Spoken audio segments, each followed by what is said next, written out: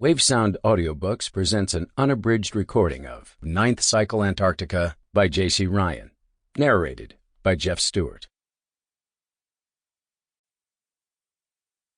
Chapter 1. Forget You Ever Saw It.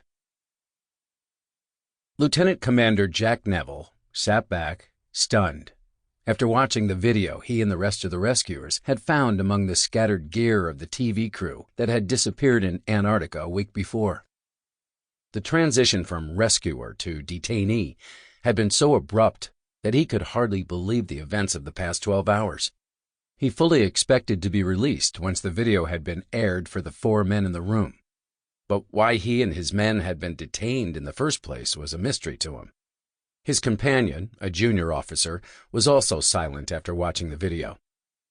Although it was unedited and occasionally dizzying to watch, the missing TV crew obviously had found something unexpected in the Transantarctic Mountains. Neville found it almost impossible to believe what his eyes were registering. What appeared to be a city, though the architecture was strange, was clearly shown in many frames.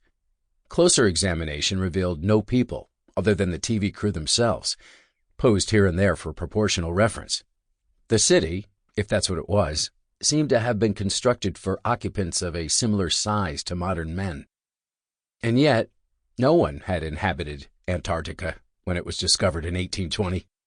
Only in 1895 had anyone set foot on the continent, and even now, the year-round population was scattered among several countries' research stations and not considered permanent.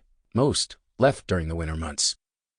Commander Neville and his crew had been dispatched from McMurdo Station on the failed rescue mission 3 days before.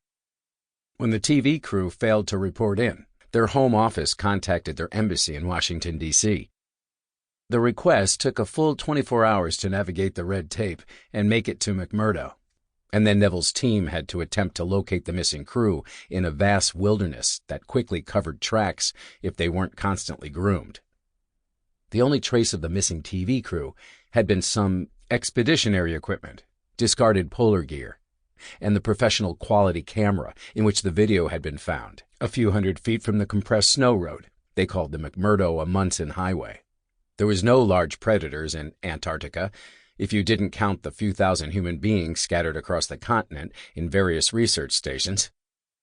Only the weather might account for the disappearance of 5 people with no trace. But the weather had been calm for weeks, November being midsummer at this latitude. What had happened to them would remain a mystery. Upon radioing their discovery back to McMurdo, the rescue...